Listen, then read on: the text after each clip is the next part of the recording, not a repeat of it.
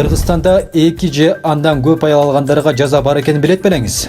Тагыраагы жаза катары коомдук жумушка тартылып же 50 миңден 100 миң сомго чейин айып пул төлөйт.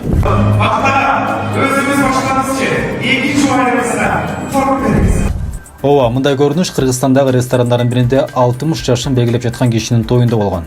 Бул той катардагы эле той болгон менен эки аялына тең 4 ооз тийгизип жаткан киши коомчулуктун көңүлүн буруп, элдин сынына кабылган. Мындай видео менен тамада Кубаныч Баркалбасов бөлүшкөн.